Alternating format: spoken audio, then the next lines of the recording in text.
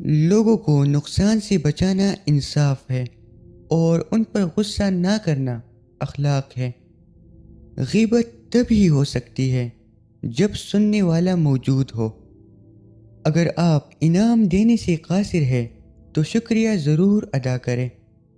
یہ دنیا جو تمہیں ناممکن سے ڈراتی ہے، تمہارا اللہ اکیلا ہی اس دنیا پر باری ہے۔ ہر شخص پر اعتبار نہ کرے اور ہر کسی سے مذاق بھی نہ کرے، کیونکہ بہت سے کمظرف اس دنیا میں موجود ہے، اس لیے کمظرفوں کو ان کے اوقات میں رکھیں۔ کتابوں کی اہمیت اپنی جگہ، لیکن سبق وہی یاد رہتا ہے جو لوگ اور وقت دیتی ہے۔ کچھ باتیں سمجھانے سے نہیں، خود پر بیت جانے سے سمجھ میں آتی ہے۔ اچھے لوگوں کی مثال اس موم بتی کی مانند ہے جو خود تکلیف اٹھا کر دوسروں کو روشنی مہیا کرتی ہے۔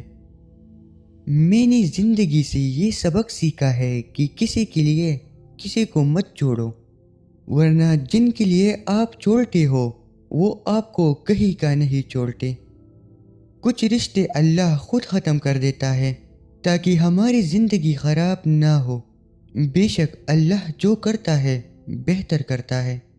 سنی سنائی باتوں پر فوراً یقین مت کیا کرے، کیونکہ جھوٹ ہمیشہ سچ سے زیادہ جلدی پھیلتا ہے۔ اپنی خوشی کی بات ناخوش لوگوں کے سامنے مت کیا کرے۔ قانون سب کے لیے برابر ہے، یہ دنیا کا سب سے بڑا جھوٹ ہے۔ آپ کی ذہنی تندرستی کسی بھی رشتے سے کہیں زیادہ قیمتی ہے۔ ایک جاہل حکمران پوری قوم کی تباہی کا سبب بن سکتا ہے۔ اپنے خلاف ہونے والی تنقید کو خاموشی سے سننا صرف بہادر لوگوں کا کام ہے۔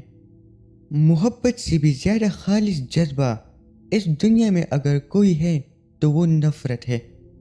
کبھی کسی کو اس بات کی بھنک بھی نہ ہونے دو کہ تم کیا سوچ رہے ہو۔ جاہل اور عالم میں اگر رات بھر بھی بحث جاری رہے تو جاہل ہی جیتے گا۔ غصے کی وقت برداشت کا ایک لمحہ تمہیں 1000 دفعہ شرمندہ ہونے سے بچا سکتا ہے۔ ناکامی ستیلی ہوتی ہے اور کامیابی کے 100 رشتہ دار نکل آتی ہے۔ نسلیں آپ کی نصیحتوں سے نہیں، آپ کی اعمال سے سیکھتی ہے۔ اگر آپ سچ بولتے ہیں تو آپ کو کچھ بھی یاد رکھنے کی ضرورت نہیں رہے گی۔ جو انسان آپ کو 2 کاموں سے روکے، سمجھ لو وہ آپ کی جڑیں کاٹ رہا ہے اور وہ چھپا ہوا دشمن ہے۔ نمبر 1 اچھا کام کرنے سے، نمبر 2 حق کی بات کہنے سے۔ مطلب کی کشتی پر سوار لوگ بہت جلد مخلص لوگوں سے بچڑ جاتی ہے۔ وہ ایک انگلی جو مشکل وقت میں آنسو پونچھتی ہے ان 10 انگلیوں سے بہتر ہے جو آپ کی کامیابی پر تالیاں بجاتی ہے۔